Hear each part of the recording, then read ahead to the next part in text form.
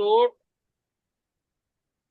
today we start MCQ, which are Yes, asked in the examination of CMA final in the yes, sir. subject strategic cost में। तो Yeah. ये मैं heading भी लिख देता हूँ इसका। प्लीज कम से कम रिवाइज कीजिए घर में, है ना। Yes, yes, sir. हाँ, नहीं तो पास रिवाइज जरूर कीजिएगा। S MCQ।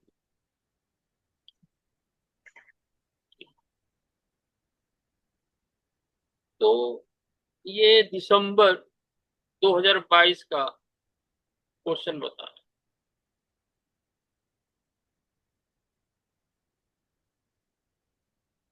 दिसंबर 2022 MCQ। ये आप बना सकते हैं, देखिए तो आप बना सकते हैं। इंटरमीडिएट लेवल का क्वेश्चन, हाँ फाइनल सर। लेवल का भी नहीं है, इंटरमीडिएट लेवल का है क्वेश्चन। बना पाएंगे? Yes sir. हाँ, यस नो कुछ बोलिए। अच्छा, कोई बात नहीं। लेकिन एक रिक्वेस्ट है कि मेरे बनाने के बाद इसको रिवाइज जरूर कीजिए। हाँ जी सर। हाँ, इतना तो कीजिए। देखिए, इसको हम तरीके से लिखते हैं, कहने का मतलब एक सिंपल फॉर्मेट में इसको लिखते हैं तो काम अपना आसान हो जाए। नेट रेवेन्यू मतलब net cell, rupees in lakh. Okay sir. ये दिया हुआ है 120 लेस वेरिएबल कॉस्ट। अगर आप इसकी हेडिंग देना चाहें तो लिखेंगे statement of cost and contribution. Statement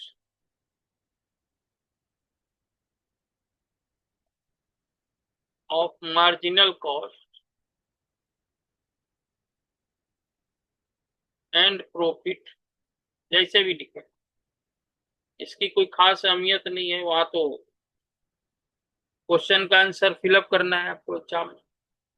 अब वेरिएबल कॉस्ट कहाँ पे दिया हुआ है? टोटल एक्सपेंसेस दिया है 132। टोटल एक्सपेंसेस जो है 132, उसमें फिक्स्ड कॉस्ट भी इंक्लूड है। अगर हम फिक्स्ड कॉस्ट माइनस कर दें तो हाँ सर। कौन सी कॉस्ट बचेगी वरुण, बताइए मुझे। क्या सर? टोटल एक्सपेंसेस दिया है 132, हाँ। हम्म। उसमें लिखा है कि इंक्लूडिंग 60 लाख जो है वो फिक्स्ड कॉस्ट हुई। तो प्राइम टोटल कॉस्ट मिलेगा। कॉस्ट में अगर फिक्स्ड कॉस्ट माइनस कर देंगे तो बचेगा कौन सा कॉस्ट? Prime cost. अरे नहीं, वेरिएबल कॉस्ट। कॉस्ट नहीं, वेरिएबल कॉस्ट। अच्छा अच्छा, हाँ ठीक। मैंने वेरिएबल सर। कॉस्ट, हाँ प्राइम कॉस्ट नहीं, वेरिएबल कॉस्ट। आप समझ हाँ, रहे हैं ना, ठीक है सर, घुमा के हाँ। उसने दिया है। वेरिएबल कॉस्ट नहीं दिया है, लेकिन इसने टोटल कॉस्ट भी दे रखा है और फिक्स्ड कॉस्ट इंक्लूडिंग लिखा है। उसमें जो है 60 लाख जो है वह फिक्स्ड कॉस्ट। तो अगर टोटल कॉस्ट, हम इसको ऐसे लिख सकते हैं, total cost is equal fixed cost plus variable. सही है ना। हाँ सर। टोटल कॉस्ट है 132, फिक्स्ड कॉस्ट है 60, it is given in the question. इसलिए वेरिएबल कॉस्ट कितना हो गया? 72। 72। Balancing figure. तो ये 72 हम इसमें माइनस कर देंगे वेरिएबल कॉस्ट में, तो क्या बचेगा? उसको हम क्या बोलेंगे? सेल्स माइनस वेरिएबल कॉस्ट क्या होता है? सेल्स माइनस वेरिएबल कॉस्ट क्या होता है? हेलो। कंट्रीब्यूशन होता है, कंट्रीब्यूशन। हेलो। हाँ बोलिए ना, आवाज नहीं आ रही क्या? हाँ sir. Sales minus variable cost is equal to contribution होता है। Contribution margin. होता है ना। तो ये हाँ। आपका हो गया 8, 11 में 7 क्या 4, 48 का कंट्रीब्यूशन। और लेस फिक्स्ड कॉस्ट करते हैं तो रिजल्टेड फिगर क्या आता है? If we deduct fixed cost from contribution, what will हाँ be the sir. Rejected figure? बताइए। इसको कहेंगे नेट प्रॉफिट या operating net profit. Loss operating profit. या net loss.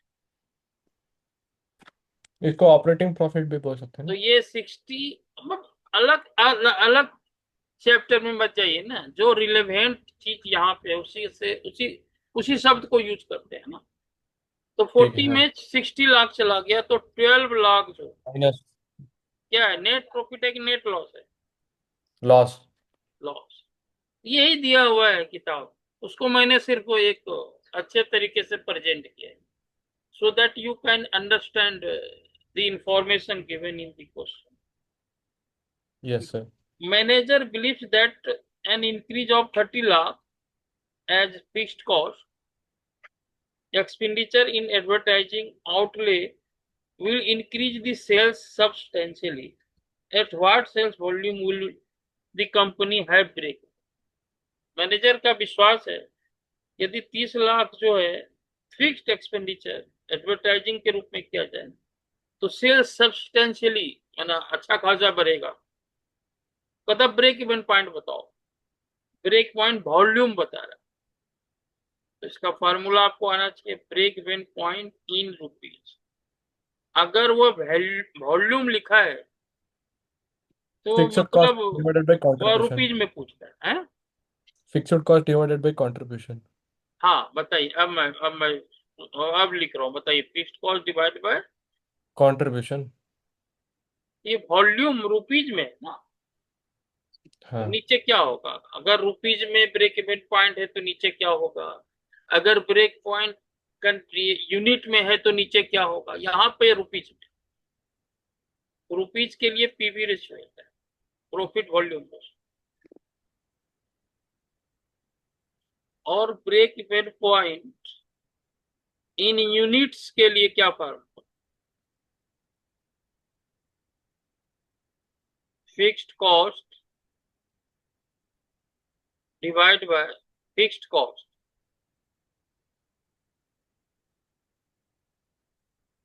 Contribution per unit.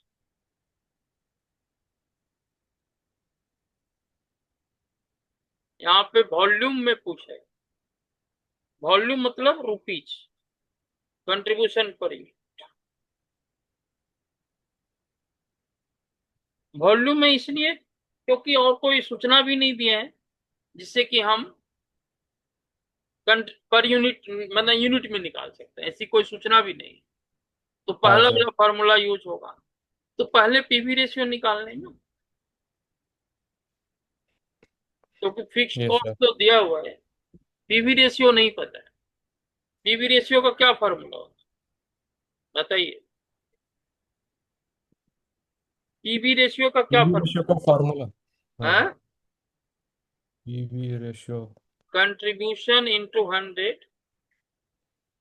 Contribution divided by sales into 100। हाँ, divide divided by by net sales. Sales. ये formula होता है। तो जो निकालना है उसमें पीवी रेशियो पता नहीं। पीवी रेशियो जो इंफॉर्मेशन ऑलरेडी क्वेश्चन में दिया है उससे निकाल सकते हैं। पीवी रेशियो कंट्रीब्यूशन अभी हाँ। दिया है, हमने निकाला है कंट्रीब्यूशन। बताइए तो देख के सिक्स। कितना कंट्रीब्यूशन। 48। 48। सेल कितना है? 120, हाँ। है ना? Yes sir. तो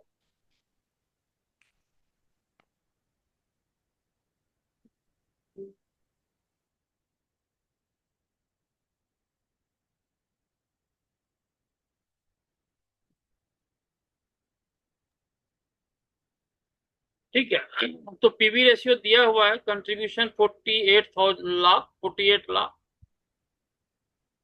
और सेल्स भी दे रखा इनटू, हाँ तो ये सर। 40%। कोई दिक्कत है क्या? ये 40%। समझ गया। आप फार्मूले में लगा दीजिए उसको। Break even point in rupees, formula fixed cost divide by PV ratio. अब देखिए फिक्स्ड कॉस्ट पहले से ही 60 है और 30 लाख और फिक्स्ड कॉस्ट एडवर्टीजमेंट के रूप में आप बढ़ाना चाह, yes sir. Divide by PV ratio. PV ratio में देयर इज नो चेंज, क्योंकि पीवी रेशियो में उसी समय चेंज होगा जब सेल्स में चेंज होगा या वेरिएबल कॉस्ट में चेंज होगा या दोनों में चेंज, हाँ सर। क्योंकि पीवी रेशियो का formula contribution divide by net, contribution बराबर सेल्स माइनस वेरिएबल कॉस्ट। तो यस सर। उसमें तो कोई चेंज हो नहीं रहा है, चेंज सिर्फ एक जगह हो रहा है कि आप फिक्स्ड कॉस्ट को बढ़ा रहे हैं एडवर्टीजमेंट के रूप में 30 लाख, नीचे पीवी रेशियो 40% है।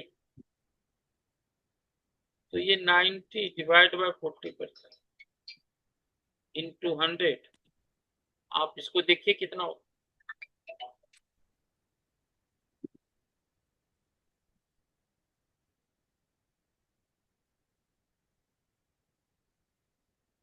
तो ये 225 लाख हो। ये आंसर सही है। आपके सामने क्वेश्चन है, have you the yes sir. Question in front of you. तो उसके बाद दूसरा क्वेश्चन के पर ये क्या लिखा है,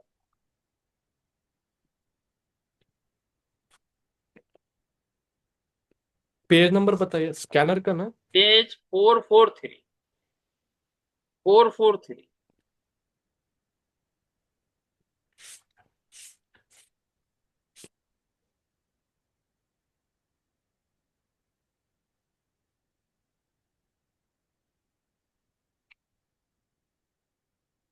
443 हाँ। इसको आप सोवी लिमिटेड बनाइए। है मोबाइल हाँ मैन्युफैक्चर। हाँ। तो आप पहली बात तो ये क्वेश्चन आपने समझा जो अभी बताया, आप रिवाइज करेंगे आप घर में, नहीं करेंगे? हाँ हाँ करेंगे करेंगे। रिवाइज कीजिए, है ना? हाँ सर। चलिए उसके बाद वाला सवाल जरा पढ़ के बनाने की कोशिश, सवाल को पढ़ हाँ सर। लीजिए, है ना? थोड़ा पुट यस सर। पे है, नहीं टारगेट कॉस्टिंग पे है। तो आप पढ़ के बनाइए, ये क्वेश्चन कई बार आए हैं एग्जाम, कई बार, है ना? हाँ this sir. Question it is so simple. आप बनाए, 2 नंबर का है, आप पढ़ के यस सर। बनाइए।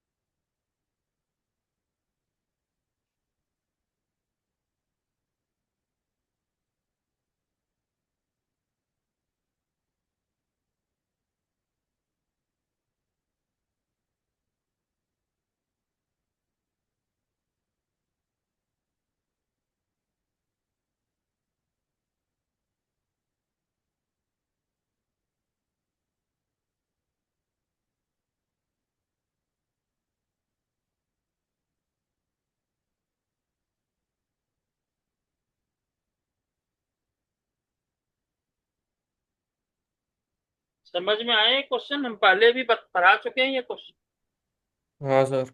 है ना? तो मैं समझता हूँ कि आप बना, देखने में तो लगता है बहुत बड़ा क्वेश्चन है, लेकिन है कुछ भी नहीं। सर एक बार पढ़ाइए सर अच्छा ये। करा देते हैं, लेकिन हाँ। प्लीज आपसे रिक्वेस्ट है कि रिवाइज जरूर करें, है ना? हाँ जी सर। हाँ, नहीं हाँ जी तो सर। आपको कैसे आएगा। चलिए मैं आपको बता देता हूँ। क्वेश्चन नंबर सेकेंड कह रहा है कि मोबाइल मैन्युफैक्चरर है, प्लानिंग कर रहा है कि नया मोबाइल फोन इंट्रोड्यूस किया जाए, potential market over the next year is 10 lakh. ये मार्केट का पोटेंशियल है, मतलब पूरे मार्केट में 10 लाख मोबाइल बिक सकते हैं, और इसकी कैपेसिटी 4 लाख बनाने की, बाकी 6 लाख और लोग बेचेंगे। वह 1 लाख यूनिट की प्राइस जो है 10,000, 10,000 अगर रखेगा प्राइस, इधर प्राइस रखते हैं, इधर यूनिट रखते हैं, अगर वह प्राइस 10,000 रखता है एक मोबाइल का, वह 1 लाख अच्छा। मोबाइल बेच सकता है। और कह रहा है कि demand would double for each ₹1,000 fall in the selling price. अगर 1,000 का सेलिंग प्राइस कम कर दिया जाए तो 10,000 में 1,000 कम कर देंगे तो 9,000। कहते हैं जो डिमांड है ना वह डबल हो जाएगा। Demand would double for each 1,000 unit, वो yes sorry, sir. For ₹1,000 fall in the selling price. 1,000 का सेलिंग प्राइस बढ़ाते हैं, अमाउंट डबल हो जाएगा। 1 लाख के जगह पे आप 2 लाख बेच पाए, फिर 1 लाख 1,000 फिर प्राइस कम कर देंगे तो 9,000 में 1,000 प्राइस कम कर देंगे, जी सर। 8,000 प्राइस। और 2 लाख का डबल जो है 4 लाख। ये आपकी फुल कैपेसिटी, आप इससे ज्यादा बना ही नहीं सकते। तो फिर आगे प्राइस को कम करेंगे क्या, बताइए, आगे प्राइस कम होगा क्या? नहीं, खाली प्रॉफिट मार्जिन 25% है ना। नहीं नहीं, हम तो वहां पहुंचे ही नहीं है। हम तो ये वो बात। बोल रहे हैं क्या 7,000 प्राइस कर दें क्या, तो 8 लाख बेच नहीं नहीं, पाएंगे। खाली 4 लाख प्रोडक्शन है ना, क्यों हाँ, करना है। वही मैं कह रहा हूँ। ओनली 4 लाख कैपेसिटी इज हाँ, दिस। उसकी कैपेसिटी ही 4 लाख है, तो प्राइस कम करने से क्या होगा? हाँ, मतलब ही नहीं बनता है। हाँ, you can not increase your full capacity more than 4 lakh. तो हम आगे बढ़ेंगे नहीं, तो प्राइस क्या हो गया, प्राइस हो गया 8,000 8,000। ऑप्शन है। अब 8,000 प्राइस हो गया, हमें प्रॉफिट चाहिए 25% ऑन सेल्स। तो हाँ 8,000 का 25% हमें प्रॉफिट चाहिए। इसका मतलब हो गया कि 8,000 में हमें बेचेंगे और 2,000 हमें प्रॉफिट चाहिए। तो हाँ, ये तो टारगेट छह कॉस्ट, हजार ये जो ना टारगेट कॉस्ट हो। और टारगेट कॉस्ट का क्या फार्मूला है बताइए तो जरा। टारगेट कॉस्ट का फार्मूला हुआ price minus. Sales minus profit.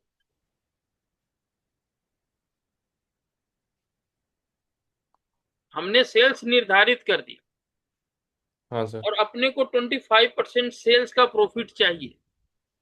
तो 8,000 का 25%, 2,000 प्रॉफिट चाहिए। इसका मतलब हमें उस मोबाइल को 6,000 में बनाना होगा।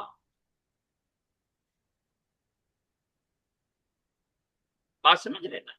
Yes sir. हाँ, हमें उस मोबाइल को 6,000 में बनाना होगा, तो सेल प्राइस का 25% प्रॉफिट होगा। इसमें कोई दिक्कत है क्या? नहीं सर। समझ में आ गया आपको? Yes sir, understood. हाँ, तो जब आप बनाएंगे दोबारा तब आपको आ पाएगा। चलिए ठीक है, आगे बढ़ो। Third question.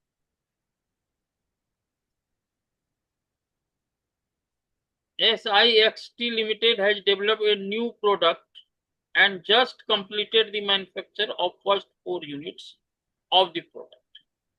The first unit took 3 hours. तो ये लर्निंग कर्व का है, लर्निंग कर्व। वो आप अभी जो हमसे पढ़ रहे हैं वो अभी लर्निंग कर्व ही, यस सर। आप अभी नहीं बना पा रहे हैं। हाँ। मैंने आपके सामने सॉल्यूशन रख दिया, यस आप सर। दोबारा घर में बनाएंगे तब बना पाएंगे, हाँ, दूसरी वो बार बात। बनाएंगे तो एग्जाम में भी बन जाएगा। हाँ सर। लेकिन मान लो हमारे पढ़ने के बाद आप पढ़ेंगे नहीं, तो वही फिर तो। है ना। तो हाँ। It is also the stage of learning curve for you. हाँ जी सर। तो पहला फर्स्ट यूनिट, इधर यूनिट लिखेंगे, इधर एवरेज टाइम लिख, एवरेज टाइम या सिर्फ टाइम लिखिए, कंफ्यूजन ना हुआ, सिर्फ टाइम। पहला यूनिट बनाता है 3 घंटा लगता है।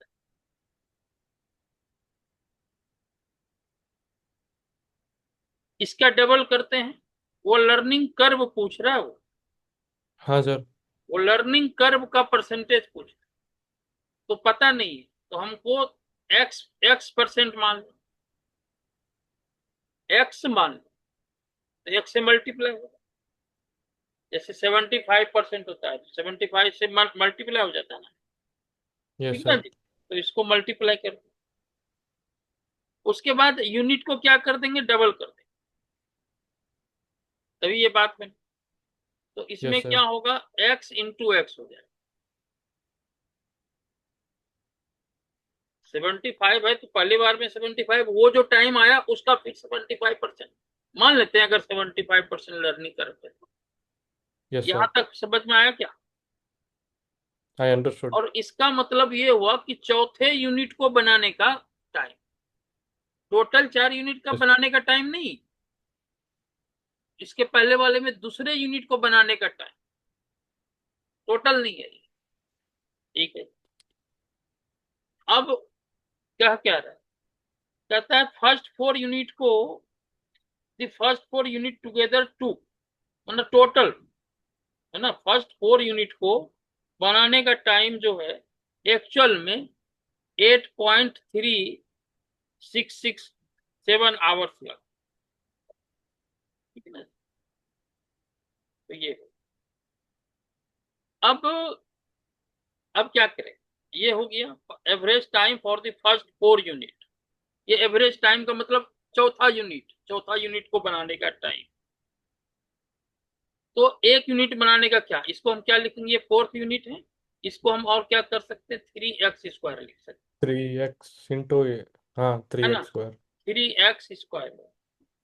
तो ये 3x² यानी चौथे पूरा यूनिट को बनाने में, पूरा 4 यूनिट को बनाने में इतना लगा। और ये मैंने कहा कि ये फोर्थ यूनिट का है, ये फोर्थ यूनिट का टाइम, हाँ सर। तो इसको 4 से डिवाइड कर देंगे तो 1 यूनिट का टाइम। हाँ it is total unit, 4 unit बनाने का टाइम, 4 से डिवाइड देंगे तो 1 यूनिट का टाइम है। और ये जो 1 to 4 है, ये टोटल टाइम नहीं होता है, फोर्थ यूनिट का हाँ टाइम सर। होता है, इसलिए 4 से डिवाइड करना जरूरी है।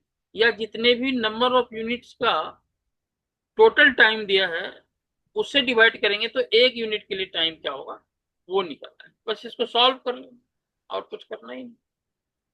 देखिए क्या होता है, 8 डिवाइड 2.09। डिवाइड बाय 4, टू तो ये हो पॉइंट जीरो गया नाइन 2.09167। तो ये 3x इक्वल टू हो गया,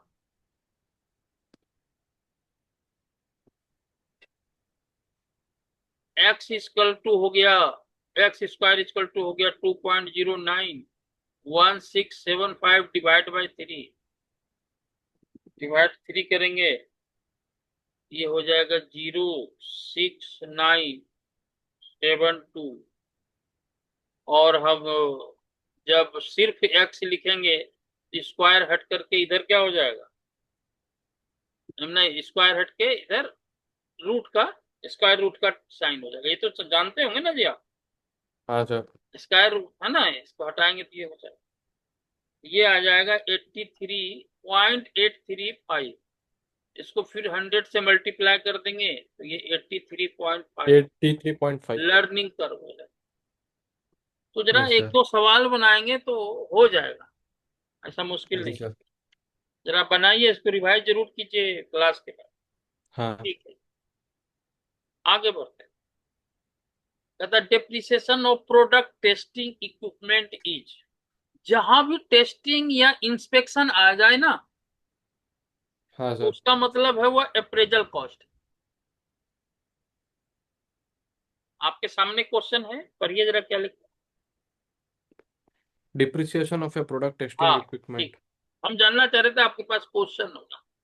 हाँ हाँ जहां भी टेस्टिंग या इंस्पेक्शन शब्द है हाँ उसको अप्रेजल कॉस्ट, हाँ सर। क्योंकि प्रोडक्ट बाहर जाए कस्टमर के पास जाने से पहले आप उसको टेस्ट करना चाहो कि वो ठीक यस ठाक सर। काम कर रहा है कि,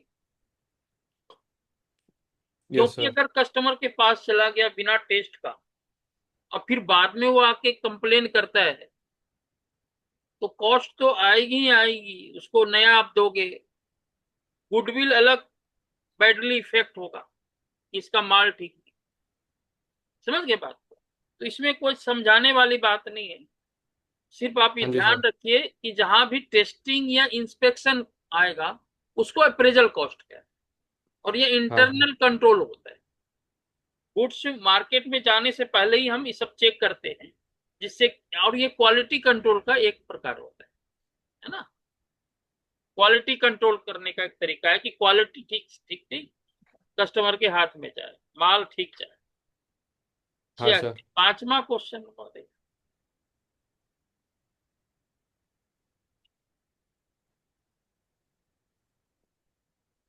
इसमें अमृत लिमिटेड मैन्युफैक्चरर है, using a throughput costing system is experiencing a bottleneck in its plant. Setup time at one of its workstation has been identified as the offender. इसका क्या मतलब समझे इतने इतने चीज से?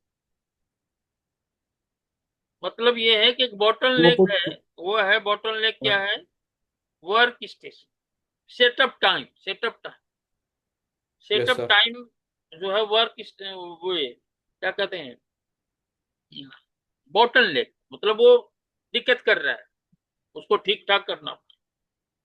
Manager has proposed a plan to reduce the setup time at a cost of 5 lakh रुपए। उसने यस सर। सेटअप टाइम को रिड्यूस करने के लिए एक प्लान बनाया जिसकी कॉस्ट 5 लाख रुपए है। चेंज होने से 500 और अधिक एडिशनल डोर बेच पाएंगे, डोर उसका दरवाजा, उसी में वो बिजनेस करता है। सेलिंग प्राइस 19, देखिए ये थोरोपुट है, इसमें सेल्स लिखिए, सेल्स दिया हुआ है 19,000। और जहां भी थोरोपुट अकाउंटिंग आए वहां पे सिर्फ डायरेक्ट मटेरियल कॉस्ट ही वेरिएबल कॉस्ट माने जाते।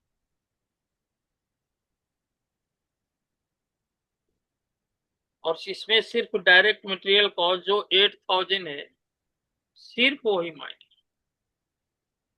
बाकी सभी को फिक्स्ड कॉस्ट माना जाता है थोरोपुट अकाउंटिंग में। Only direct material is cost, only direct material is treated as variable cost and all other costs are fixed in nature। तो इसमें डायरेक्ट मटेरियल कॉस्ट माइनस कर दीजिए, ये जो आएगा इसको थोरोपुट कंट्रीब्यूशन करेंगे।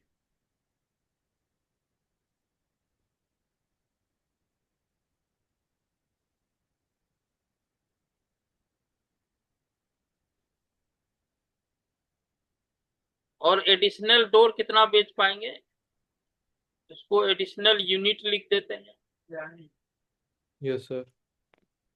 5। टोटल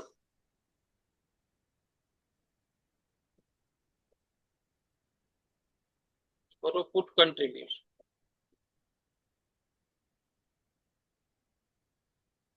11,301 डोर पे कंट्रीब्यूशन हो रहा है। 500 डोर पर कितना आएगा, ये 56,50,000। यही आपका आंसर। समझ में आए भाई बात? Yes sir. हाँ, बढ़े आगे। हाँ हाँ। नेक्स्ट क्वेश्चन बहुत अच्छा है, स्टैंडर्ड कॉस्टिंग पे है, बीकॉम लेवल का क्वेश्चन। समझ रहे बात को, बीकॉम लेवल का है। हाँ हाँ। तो सीएमए फाइनल में भी बीकॉम लेवल के क्वेश्चन आते हैं, ऐसी बात। बाई मिस रख दिया। क्वेश्चन पूछ रहा है, कुछ क्या बोले आप, सुना नहीं, आप कुछ बोले? बाई मिस रख दिए होंगे। हैं? बीकॉम। बाई मिस्टेक से रख दिए होंगे बीकॉम वाला नहीं, क्वेश्चन। ऐसा नहीं, ऐसा ऐसा जब आप जानबूझ एग्जाम, मैं आपको बताता हूँ, मैं जब एग्जाम दे रहा था, हाँ बीकॉम पास का एक क्वेश्चन आ गया। अच्छा बीकॉम पास का 10 नंबर। हाँ हाँ समझ गया मैं तो टीचर आदमी हूँ, मैंने तो बना दिया। हाँ तो ऐसा नहीं हाँ है, जी सर जितने क्वेश्चन आते हैं सभी हम्म, बिल्कुल हाई लेवल के होते हैं, आप बना ही नहीं सकते, ऐसा नहीं। आसान क्वेश्चन भी रहता है, ये हाँ सब आसान ही तो है। आपने जो बनाया इसमें कौन सा मुश्किल था, हाँ सभी तो ये तो कर आसानी है। आइए देखिए, हाँ मटेरियल कॉस्ट वेरिएंस क्या फर्क या मीनिंग क्या, दोनों। पहले मीनिंग की बात करते हैं, मटेरियल कॉस्ट वेरिएंस का मतलब क्या हो, ये बताइए। पहले मीनिंग बताते मेटेरियल हैं, कॉस्ट फार्मूला तो वेरिएंस रटा भी जा सकता है, लेकिन मीनिंग तो रटा नहीं जाएगा। क्या मतलब material material cost cost variance, जो एक जानते हैं मिनट थोड़ा बोलिए, याद नहीं कर जानते तो वो भी बोलिए। Difference between standard cost and material actual output हाँ, मतलब उसका स्टैंडर्ड कॉस्ट कितना होना चाहिए और एक्चुअल में वह और किस एक्चुअल कॉस्ट पे आउटपुट बना है। Standard cost for actual output minus actual cost, इसको इसे समझ सकते। Yes standard sir cost, for actual output minus हाँ, actual cost for actual output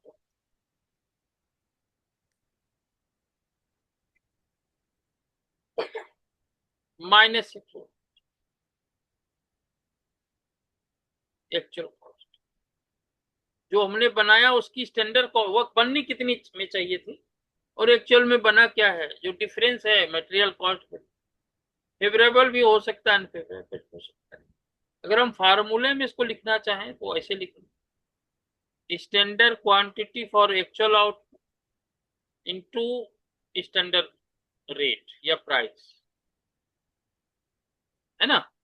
आप समझ रहे हैं ना, ये जो हमने स्टैंडर्ड क्वांटिटी लिखा, उसका मतलब ये हुआ कि standard quantity for actual out,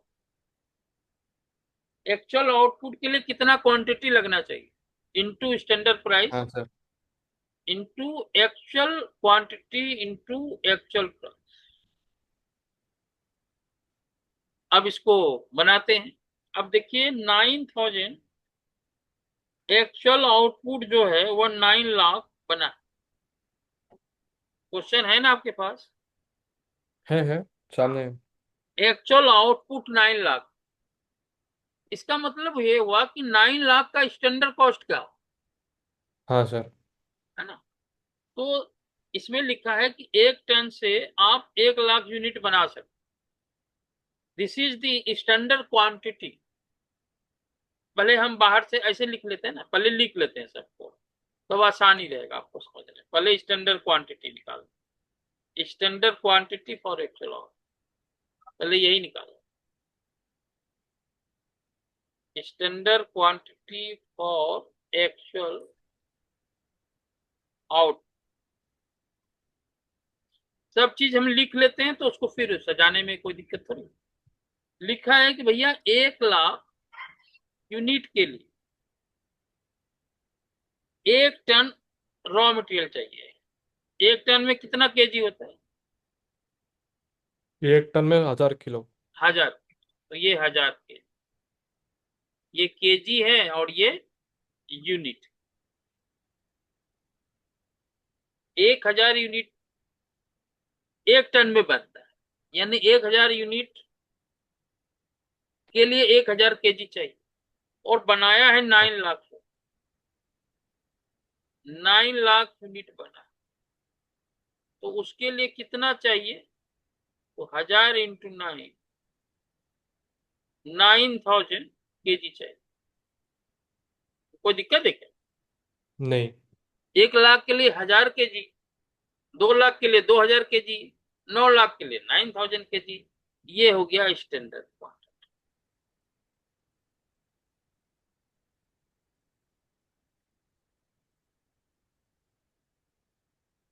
standard price देखिए क्या लिखता है, लिखा हुआ स्टैंडर्ड प्राइस ऑफ मटेरियल पर केजी 20 रुपये। 20 रुपीज अब क्वांटिटी देखें कितना एक्चुअल क्वांटिटी लिखा हुआ है, एक्चुअल क्वांटिटी 10 टन। 10,000। 10 टन का 10,000 किलो। मतलब 10,000। 10 टन इंटू 1,000, 10,000 यानी किलो। 10,000 के। ये एक्चुअल क्वांटिटी यूज हुआ है। हाँ और जी सर। एक्चुअल प्राइस क्या है? 21 रुपया दिया हुआ पर के। तो सब कुछ तो आ ही गया सामने में, हाँ हाँ, अभी फार्मूले भी मल्टीप्लाई। पुट कर दीजिए उसको, है ना। Yes sir. तो मैं दोबारा लिखता हूँ, material cost MCB variance equals. Standard quantity into standard price minus actual quantity into actual price. Standard quantity 9,000 KG. आपका ध्यान है जी यहाँ पे। हाँ हाँ, देख रहा हूँ। स्टैंडर्ड प्राइस 20 रुपया पर केजी। एक्चुअल क्वांटिटी 10,000 केजी और एक्चुअल रेट 21 रुपया। ये 1,80,000 रुपया हो गया। Sir 30,000 adverse. हाँ, ये 2,10,000 हो गया। तो ये 30,000 एडवर्स आंसर है।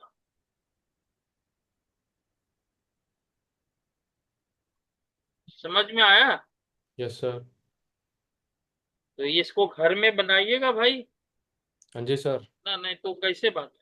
आगे बढ़।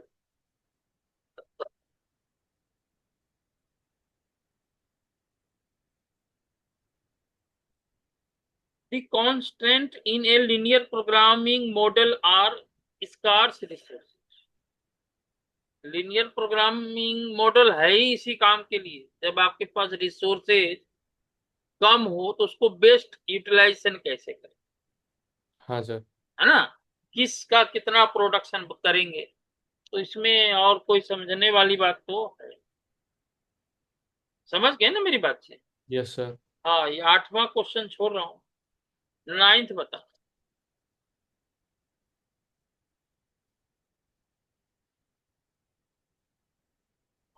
ये क्वेश्चन बहुत ही आसान है, मुश्किल नहीं है। जरा इसको देखिए, बना के देखते। 2019 का डाटा है और 2018 का डाटा। क्या है? कहते हैं 18 में सेल्स जो है वह 8 लाख था। और 19 में 7 लाख।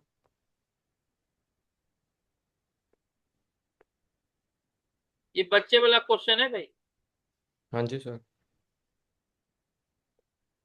ठीक है ना। और कॉस्ट ऑफ गुड्स सोल्ड इसमें माइनस करेंगे ना, लेस कॉस्ट ऑफ गुड्स। सीधा सीधा 8,000 लिख। तो इसमें 4,80,000 और ये 4,00,000। इसमें जो रिजल्टेड फिगर होगा that will be gross profit.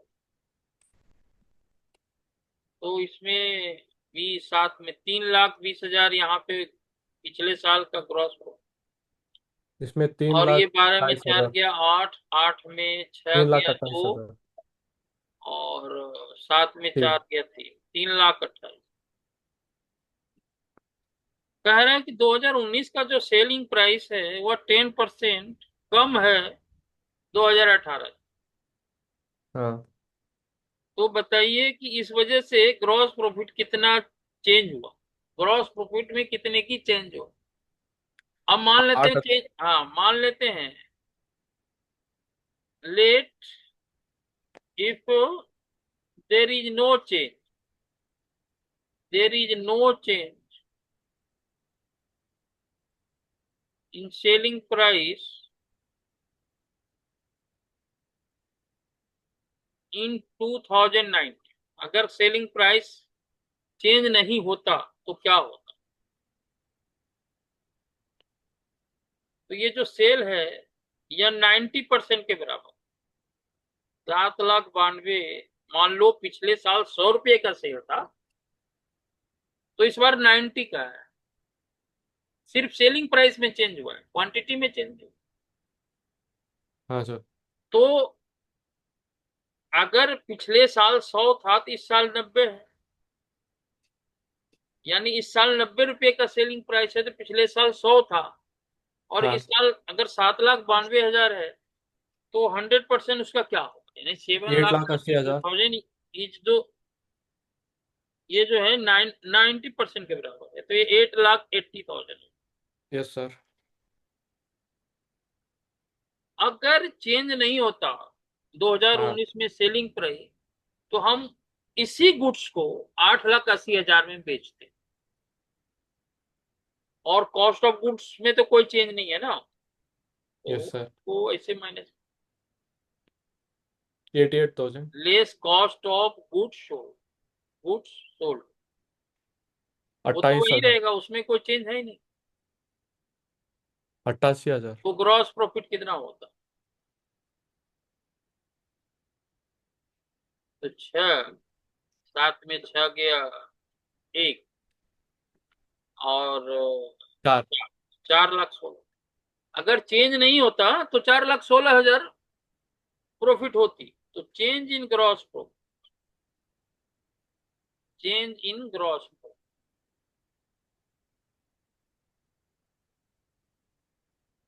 4,16,000 minus जो एक्चुअल में अभी हुआ, यह होता 16 में 8 गया 8, 10 में 2 गया 8, 88। 88,000। तो सेलिंग प्राइस में चेंज होने की वजह से 88,000 का ग्रॉस प्रॉफिट कम हुआ। हाँ सर। आई होप कि यू हैव अंडरस्टूड। या ठीक आई है am able to understand. Yes, ठीक। अब 10वां सवाल, आप इसको रिवाइज जरूर करो भाई। Yes sir. ये क्वेश्चन भी बच्चे वाला है, कोई खास बात है ही नहीं। इस क्वेश्चन में कह रहे हैं कि कितना यूनिट बेचा जाए जिससे कि टैक्स के बाद प्रॉफिट 88 हो। प्रॉफिट आफ्टर टैक्स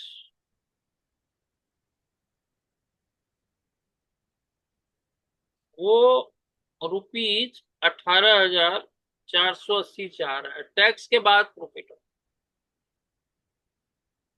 कंपनी की इच्छा है कि उसको टैक्स के बाद प्रॉफिट हो 18,480, तो कितना यूनिट बेचा जाए।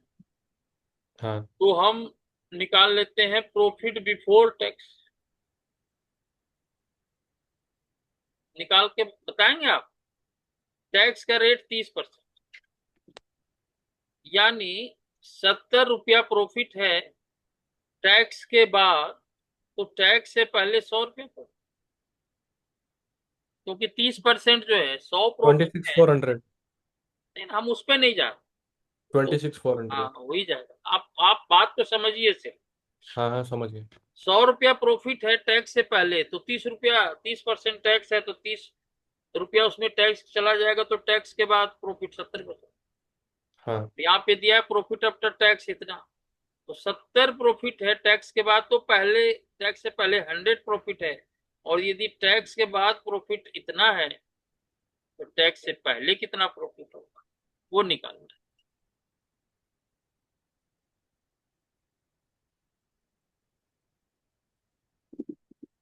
तो ये आ गया 26,000 करोड़। इतना प्रॉफिट चाहिए टैक्स से पहले, ठीक ना। तो कंट्रीब्यूशन कितना चाहिए, कंट्रीब्यूशन का क्या फार्मूला बता। फिक्स्ड कॉस्ट प्लस प्रॉफिट, ये भी फार्मूला। अभी हमने निकाला सेल्स माइनस वेरिएबल कॉस्ट, लेकिन वो फार्मूला यहाँ पे काम नहीं देगा, क्योंकि आप समझ रहे ना, कंट्रीब्यूशन इज इक्वल हाँ टू हाँ। Fixed cost plus desired profit, या प्रॉफिट डिजायर्ड प्रॉफिट लिखा है,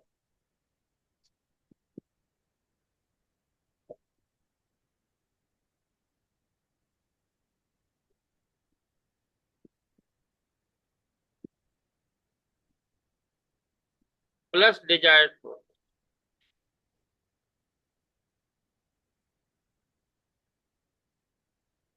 मतलब कंट्रीब्यूशन इतना हो जिससे फिक्स्ड कॉस्ट भी हम दे पाए और अपने पास इतना पैसा भी बचे। हाँ तो सर। फिक्स्ड कॉस्ट कितना है भाई, वो किताब में दिया, क्वेश्चन में दिया हुआ है 46,000, और हमें प्रॉफिट भी चाहिए 26,000। हमें टोटल कंट्रीब्यूशन इतना चाहिए।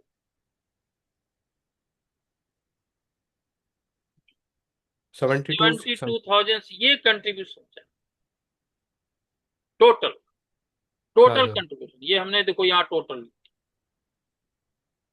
टोटल कंट्रीब्यूशन इतना चाहिए।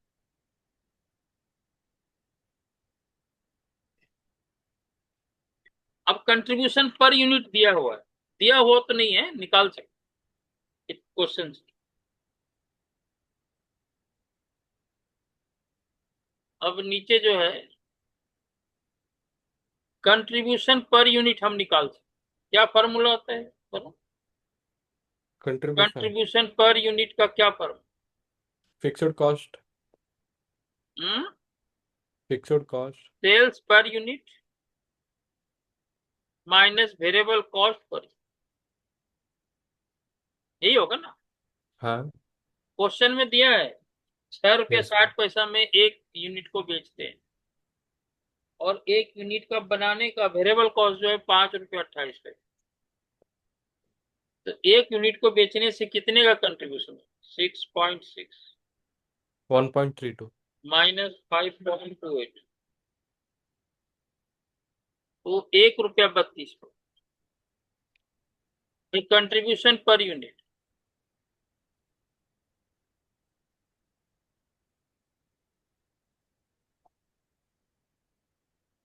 अब टोटल कंट्रीब्यूशन कितना चाहिए? Total contribution is equal to, है ना, इधर, अब इधर पर यूनिट है ना, तो हाँ इतना इंटू यूनिट, यही यूनिट निकालो। 1.3 इंटू एक यूनिट पे 1 रुपया 32 पैसा इंटू यूनिट मल्टीप्लाई करेंगे तो हमें चाहिए 72,600।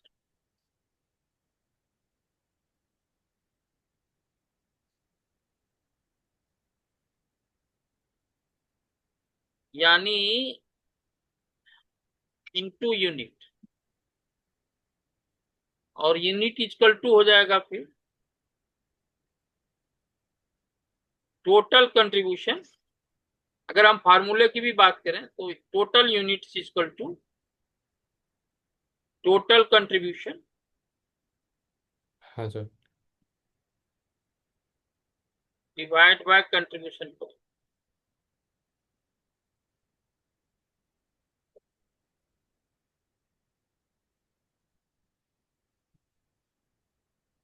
टोटल कंट्रीब्यूशन चाहिए इतना, एक यूनिट पर इतना आता है, तो कितना यूनिट पर इतना है?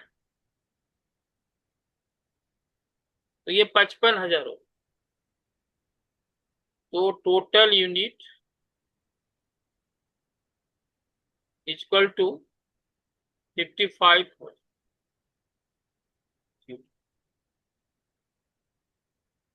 समझ में आया क्या भैया? Yes sir. तो देखिए इस तरह से सवाल बनाएंगे, घर में प्रैक्टिस कीजिए, यस तभी सर। बात बनेगी। तो ये 10 क्वेश्चन एक छोड़ दिया, तो टोटल 9 क्वेश्चन हमने बताया। हाँ। अब आगे और बनाते हैं। ठीक है सर। क्वेश्चन है आपका 2021 का है। हाँ सर। पेज नंबर इसी पेज पे है, इसी पेज पे तो नहीं, पेज नंबर 443, फोर हाँ। फोर थ्री हाँ इधर ही है। स्कैनर का हाँ। 443 ऑफ EMA फाइनल स्कैनर।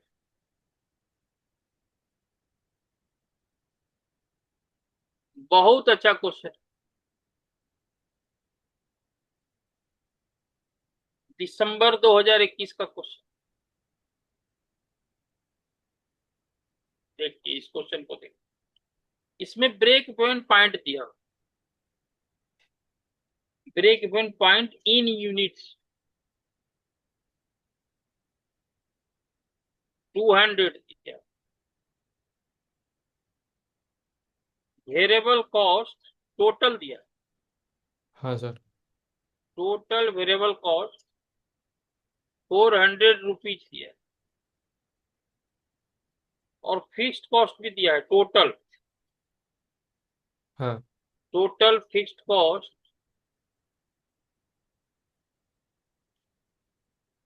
₹6 है। कहते हैं कि भाई 201वां यूनिट को बेचने से कितना कंट्रीब्यूशन, 200 बेचने से तो कंट्रीब्यूशन जितना भी आएगा उससे फिक्स्ड कॉस्ट की रिकवरी हो रही है। हाँ sir. Break even point in units is 200, इसका मतलब ये होगा कि 200 यूनिट पे जितना भी कंट्रीब्यूशन हो रहा है वो फिक्स्ड कॉस्ट के बराबर, हाँ सर। क्योंकि कंट्रीब्यूशन में फिक्स्ड कॉस्ट माइनस करेंगे तो जीरो आएगा प्रॉफिट, और ब्रेक इवन पॉइंट का मतलब यही होता है कि वहां जहाँ पे प्रॉफिट जीरो हो, लॉस भी ना हो प्रॉफिट। हाँ सर। तो एक तो फार्मूला लिखते हैं, break even point in units,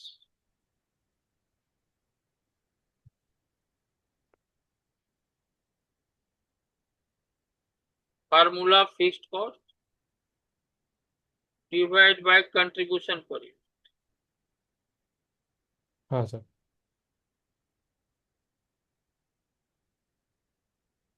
fixed cost दिया हुआ है, fixed sorry break even point दिया हुआ है, फिक्स्ड कॉस्ट भी दिया हुआ है 6, हाँ सर। ये हमको निकल जाएगा, कंट्रीब्यूशन पर यूनिट निकल जाएगा, और ये आ रहा है कंट्रीब्यूशन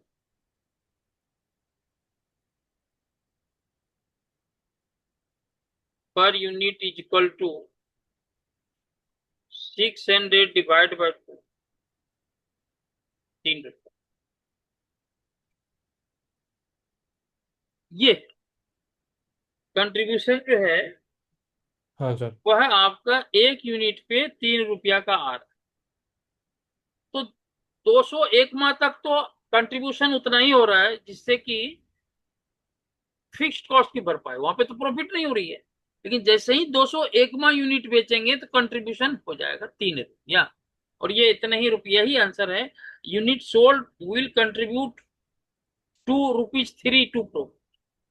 यस अब सर। मैं आपको एक लिख करके प्रूव करके देख लेते हैं, है ना, बना के देख लेते हैं। इसको कहते हैं स्टेटमेंट ऑफ मार्जिनल कॉस्ट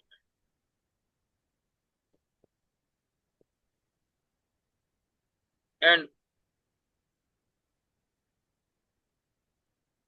यहाँ पे 200 यूनिट्स हैं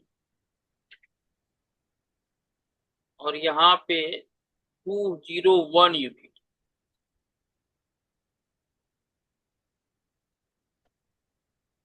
अच्छा, अब यहाँ पे तो कुछ लिखा नहीं है तो कंट्रीब्यूशन से ही शुरू कर सकते हैं, क्योंकि हाँ sir. Selling price variable cost ऐसा कुछ लिखा ही नहीं, हाँ लेकिन एक चीज लिखा है वेरिएबल कॉस्ट 400 है, तो कंट्रीब्यूशन ही लिखते ना, सीधा सीधा कंट्रीब्यूशन, टोटल कंट्रीब्यूशन।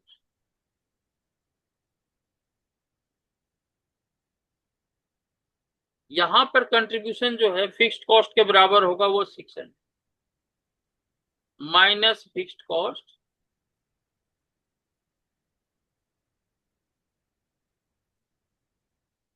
600 प्रॉफिट 0, ये है 200 यूनिट, हाँ सर। ये 200 यूनिट पे लिखा है उसने, लिखा है फिक्स्ड कॉस्ट 600 और ये भी लिखा है कि ब्रेक इवन पॉइंट है। इसका मतलब कि 200 यूनिट बेचने पे उतना ही कंट्रीब्यूशन होता है जितना कि फिक्स्ड कॉस्ट। कंट्रीब्यूशन में Okay. फिक्स्ड कॉस्ट माइनस करेंगे, प्रॉफिट बचेगा नहीं।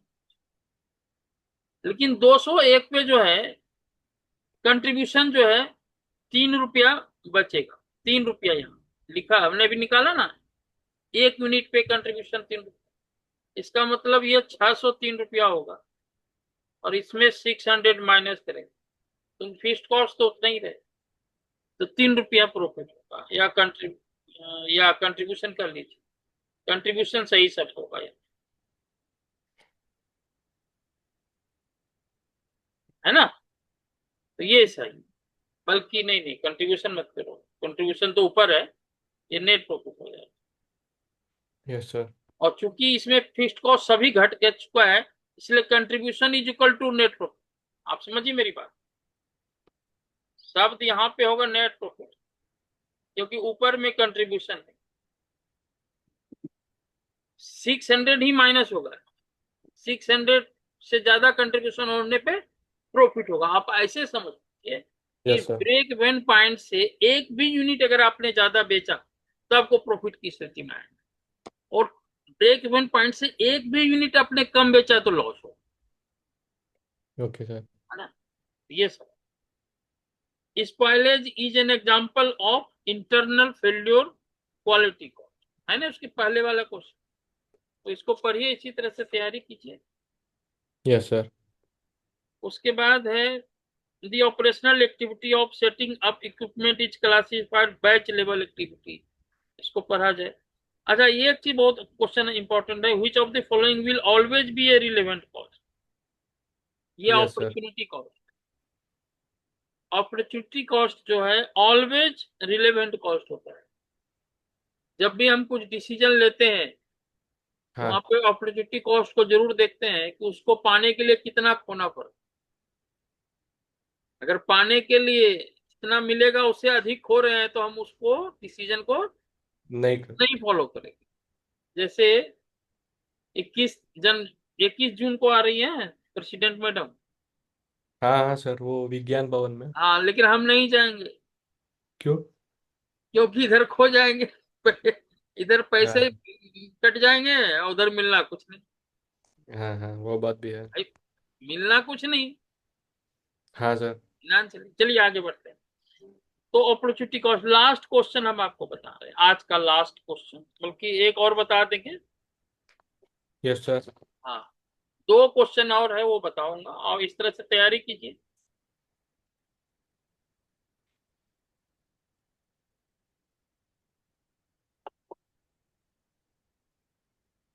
ये है, ये भी दिसंबर 2021 का क्वेश्चन। आप देख रहे हैं क्वेश्चन, जरा पढ़ें आप क्या लिखा हुआ है। Page number sir. Page number 442 of CMA final scanner.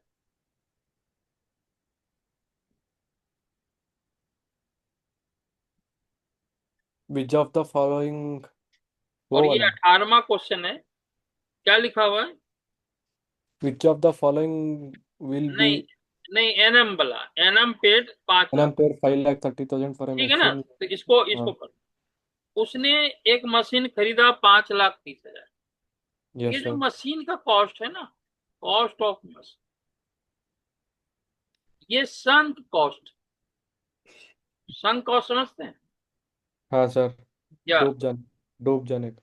है। मतलब डूब ये तो जाने का. कॉस्ट हो गई ना भाई, इसको तो वापस नहीं ला सकते, आपने तो खरीद ऑलरेडी लिया। मेट. हाँ. खरीद लिया तो कॉस्ट इनकर्ड हो गई ना। हाँ सर. तो sunk cost will never be considered as relevant cost, क्योंकि वो तो खर्चा हो चुका है। Yes sir. डिसीजन मेकिंग में संक कॉस्ट कभी भी उसको कंसीडर नहीं किया जाता, क्योंकि हम चेंज ही नहीं कर सकते, तो खर्चा हो गया। तथा इसी मशीन को सेल कर सकते हैं, सेलेबल वैल्यू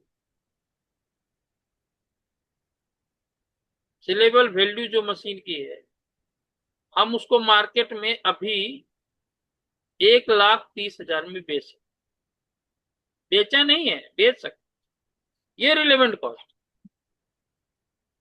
क्योंकि ये हो सकता है। और दूसरा क्या कर रहा है, और अगर नहीं बेचेंगे तो माल बनाएंगे उस मशीन को यूज करके, और गुड्स बनाएंगे तो सेल वैल्यू जो होगी, सेल वैल्यू जो होगी वह 8 लाख होगी। अगर हम नहीं बेचेंगे तो गुड्स बनाएंगे उस मशीन का यूज करके, और गुड्स जो हाँ सर। बनाएंगे उसको हम मार्केट में बेचेंगे 8 लाख में, और उसको बनाने का जो वेरिएबल कॉस्ट है वह 4,50,000।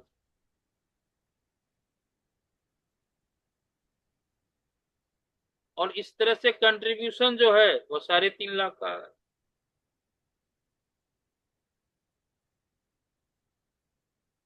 तो यहाँ पर दो दो ही आउटकम, मतलब दो ही चीज हो सकती, या तो मशीन को बेच देंगे तो 1,30,000 आएगा, और अगर मशीन को नहीं बेचेंगे तो वो उसको प्रोडक्शन में यूज करेंगे, प्रोडक्शन में यूज करेंगे तो माल बनेगा, गुड्स बनेगा, गुड्स को 8 लाख में बेचेंगे, और उसको वेरिएबल कॉस्ट बनाने का कॉस्ट 4,50,000 है।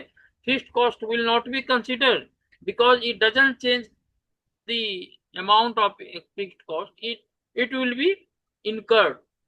आप डिसीजन प्रोडक्शन करें, कुछ भी जीरो करें या मैक्सिमम कैपेसिटी करें, फिक्स्ड कॉस्ट उतना ही लगेगा, तो उसको तो यस सर। डिसीजन में लाएंगे ही नहीं, वो उससे कोई मतलब ही नहीं है। हाँ सर। तो इसके लिए रिलेवेंट 3,50,000 अगर हमें चाहिए तो हमें 1,30,000 को खोना पड़ेगा। Okay sir. अगर हमें 3,50,000 कंट्रीब्यूशन चाहिए तो हम उसको मार्केट में नहीं बेचेंगे ना, हाँ हाँ, तो 1,30,000 रिलेवेंट समझ गया। है ना। तो यही आंसर। लास्ट क्वेश्चन है इसके ऊपर वाला, D is a period of time when sales increases at a decreasing rate। Sale जो है बढ़ता है लेकिन घटते हुए क्रम, ये उस समय होता है जब मैच्योरिटी स्टेज आती है। मैच्योरिटी स्टेज का मतलब ये हुआ जब उसकी सेल घटने लगे। ये हाँ जी। प्रोडक्ट लाइफ कॉस्टिंग से है, जब हम एक प्रोडक्ट का पूरा कॉस्ट निकालते हैं साल भर, मतलब पूरे लाइफ का, है यस ना। सर। तो इसमें यही है, जब सेल इंक्रीज तो हो रहा है लेकिन घटते क्रम में, इसका मतलब ये हुआ वो मैच्योरिटी स्टेज आ चुका है, अब वो सेल घटते ही जाए। ठीक है ना, इस तरह से ग्राफ बनेगा। कोई भी प्रोडक्ट होता है, कोई भी प्रोडक्ट होता है, तो शुरुआत दौर में कम सेल होता है, फिर सेल बढ़ते जाता है, जब यहां तक पहुंचते हैं तो मार्केट में और कंपटीटर आ जाते हैं, हाँ। है ना जी। तो फिर यस आपकी सर। सेल घटते जाएगी, फिर क्या है उसके जगह पे और कोई नया इन्वेंशन हो जाएगा उस प्रोडक्ट का, तो प्रोडक्ट ही नहीं चाहिए, धीरे धीरे वो प्रोडक्ट की डिमांड मार्केट में कम हो कम है। जाती है, बाद में वो जो है बंद ही हो जाता है, जैसे नोकिया का हुआ, हाँ सर। हाँ हाँ। या में यही होने चाहिए। हाँ हाँ, पहले पीक पे था पहले वो नोकिया ही था, बाद हाँ में उसकी सेल बहुत अच्छी हुई, फिर दूसरे कंपटीटर आए, वो अपने को अपडेट नहीं कर पाया, बंद हो गया। हाँ। आज इतना ही रखते हैं, ठीक है है सर। ना। थैंक यू, कल मिलते हैं शाम में 9 बजे, 9:15 के आसपास, और कल जो है डायरेक्ट एक्सपेक्ट है। ठीक है सर। ओके। हाँ, कल डायरेक्ट एक्सपेक्ट है। ठीक है, गुड नाइट। Good night.